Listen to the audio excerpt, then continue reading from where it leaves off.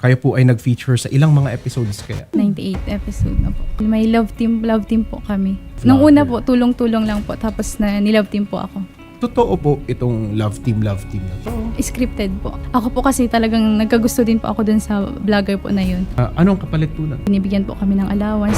Yung last vlog namin, nabastos po ako. Yung dinala niya po ako dun po sa liblib na lugar, dun po sa madilim. Tatay po kasi ni Kalingap Rab, si Kalingap Bal. Yun po yung ayaw pong itigil po yung love team namin. Naparating na ba po sa inyo ni Viency na ayaw niya na pong ipagtuloy ang itong pag-feature nyo sa kanya dito sa vlog na to? Wala problema po. Siyempre, rights po nila yun na ayaw nila mag-vlog. Samahan na lang natin si Ma'am. Schedule natin sa pagpunta sa barangay. Sa kaso po ni Viency J, ang hinihiling lang naman niya is tigilan na. Mag-end na yung na siya ang subject. Ito po ba ay nasunod naman na? Kasi syempre kung ayaw na po ng subject, oo, tigil. Pero natulungan po hindi rin naman kinakailan actually. Halos lahat ng episodes, bayad po sila. Bawat vlog namin, may 5K or 10K or higit pa doon. May bigas, may grocery. Kung mag-trending po yung vlog namin, inasamin na po yun. Actually po yung kay Viency po, binahayan po namin, worth 4 million. Meron po siyang tricycle na binigay at scooter. Bonus po yun. Okay. Kasi lahat ng vlogs bayad eh. May ayuda, may pera eh. May sponsor pa. Wala namang kontrata ito, no? Wala namang po. okay. Nung tumigil na po siya at nagsabi siya na ayaw na niya, okay din lang naman yun kasi wala namang Dahil po sa issue, dahil itong si Dr. Love ay kinakontent si Eds, yung pinsan ni Kalingap Rab, Okay. na ito raw may nangyari kaya mga kwento-kwento lang, nagalit si Kalingap Rab, tinanggal si Dr. Love as Kalingap charity partner. Ngayon si Viency pumanig kay Dr. Love kasi siyang scouter parang naawa siguro. Okay. Ngayon, nung tinanggal si Dr. Love, yun nga po, nagbuo ng another team, Team Guapa, which is si Viency doon ang pinaka-content nila. Kaya, yun, nagkagulo. Gusto ko lang malaman din ng magulang nila about doon sa pabahay. Kasi ang sponsor doon, attorney, from the sponsor, 1.5 million. Kay Kalingap Rab, 2.2. So yung sponsor Million. na yon specific yan sinabi na itong bahay na ito kay Viency. Kalingap po yun. Okay. Kalingap sponsors.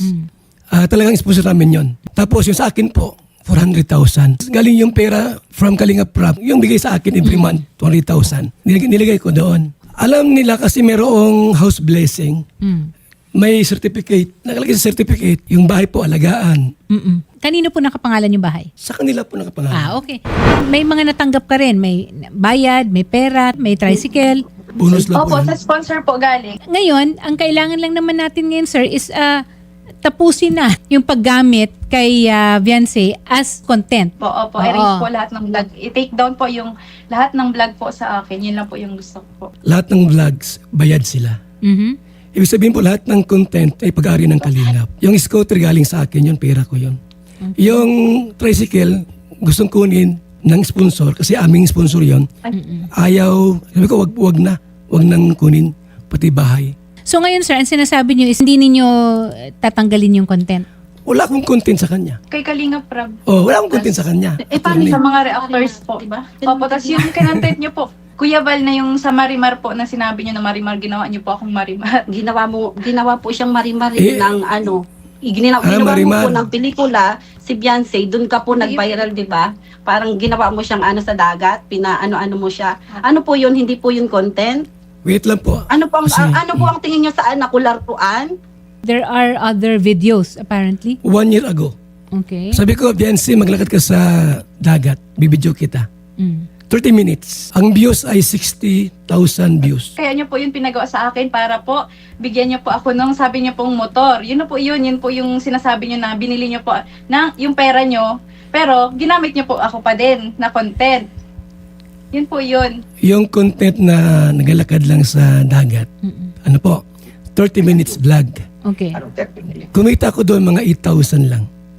Sabi ko, Viency, bibigyan kita ng motor. Bibigyan ko ng motor. Ngayon, bakit nagreklamo yung papa niya na nainitan daw? Ay, totoo naman po kasi Kuya Bal, di ba? Kasi, nainitan naman, maano nga po doon madikya nga po doon kahit na ano kasi Naglakad sa lang utang na loob po namin sa inyo. attorney. Sa utang na loob po namin sa inyo, Kuya Bal, kasi sinasabihan niyo po kami walang utang na loob. Yung utang na loob po namin sa inyo, yan po, pumapayag po kami kahit anong sabihin ninyo, di ba? Kahit ano pong sabihin ninyo sa amin. Kasi may utang na loob po, malaki ang utang na loob po namin sa inyo. Sino may sabi na ako'y nagsabing utang na loob? Pagkitanong doon sa kanila. Meron po kami mga ebidensya po. Ilabas ano niyo para malaman ko.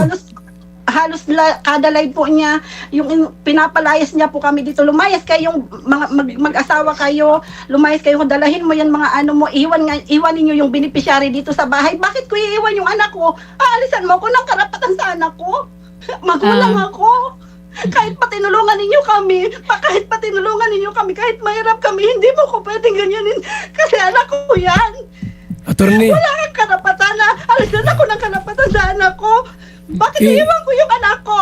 Oo, naiintindihan natin lalo na si Ma'am Hansel bilang isang ina, no? Pero ito po, nandito rin tayo para ilagay rin lang sa lugar kasi may proseso po ito. Kaya ako nagtanong. So ang issue ngayon is ownership of content. Tama po. Kasi hindi rin po yan, kumbaga po, hindi rin po yan na basta-basta. Kailangan may kaso, kailangan may pruweba. Opo. Sino ba ang may control and ownership over certain content? Meron bang consent? At saka meron bang proper remuneration? Yan po, lahat yun, kailangan po makitaan ng ebidensya at dokumento. So, Opo, ma'am. oo. Para ano po tayo proseso. araw-araw, attorney, yung content niya, Kalinga puro paninira. Sila ang nagbigay ng support, 30,000 papuntang Maynila. Tapos si Jules Arcido po. Nasaan po ang ebidensya? Kuya Bal, Sige. wait lang po. Nasaan po ang ebidensya nyo na Attorney, totoo po yung sinasabi nyo? yung sa Wala nga po Mandaluyong, kaming contact Mandaluyong sa mga po, tao na na hindi po namin yung kilala, ano yun, ma'am. dorm, Grabe po sila, Yung mga condo. musga. Napapanood lang po Sponsored by namin. Jules Salcido. Kayo po kasi Kuya Ante Bal, Kalinga po ginagamit yun. nyo po yung charity Okay. para So, po ano. Magkaaway po kasi sila, ma'am, kaya kami din. Kaya naiipi. O sige, ganito. So, ang pinakadahilan sa pagpapatulfo ni Viancy is para ma-take down nga dapat. Nung una, attorney, para tigilan na lang din siya ni Sir Val kasi after daw po niyang umalis daw doon sa Sir Val, is Doon sa grupo. panay post pa din daw po na sa Facebook Oh, ni yung Sir Val nanay against... niya, saka yung si Dr. Love, saka si Red Zane. Actually, attorney, lahat ng content ko naka-base doon sa mga reactor nila, saka sa So mama niya. you are only reacting Yes. doon Opo, sa mga At kay Kapiso, yung mga content niya, grabe ang paninira sa akin. Okay. Yung Kapiso Houseware Kuya Bal, Store kasi may sa mga ano po sila. Batangas, Ang- yun, ang number one sinabi yun. ko lang po kami, Siguro at this point, both parties dapat ang tigil muna. Parang may moratorium tayo. Tumigil na ako, attorney, tumigil na ako, tagal na. Pinapigil ko po talaga si Dr. Love. Okay. Yan, very good. Okay. So Tama. kung tigil Opo, na, talaga. tigil Salamat, din tayo dito. Opo. Kasi alam nyo, wala rin namang kahihinatnan kung patuloy yung ating eringan o yung pag-aano natin. Kasi lalo lang magliliyab eh. sobrang na pong naaano yung pamilya namin sa buong Okay. mundo. Durug na po yung anak ko. Halos pati mental health niya po naaawa Pwede na po. ako hindi po magreklamo sa kumakain. kanya, attorney? Sa kagagawan mo, Kuya Bal, sa Okay. ano mo po sa Sige, anak ko. Ma'am Hansel. Yung pong bahay po nila, pinagawa namin, nasira po ng bagyo yung bubong. Nasira yung nasa bagyo at saka medyo may konting problema sa karpintero. Walang nagpagawa. Almost 1 year ata, ano. Pinagawa ko, attorney, yung bubong nila, yung room ni Viancy at saka yung CR. Nagkulang po ng 2 sako ng simento. Ang sabi ni Hansel, ba't ko raw kinuha yung simento? Sabi naman ng Wala karpintero, pong sinabi sa'yo nagpaalam. na ba't kinuha mo ang semento? Ayun mo po, Kuya Bal, yung pag-ano mo.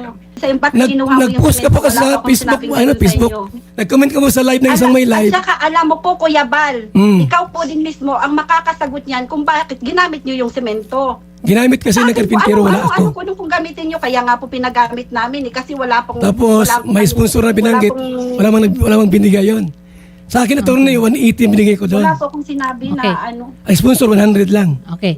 Walang hindi masosolve kung maayos lang ang ating pag-uusap. Ha?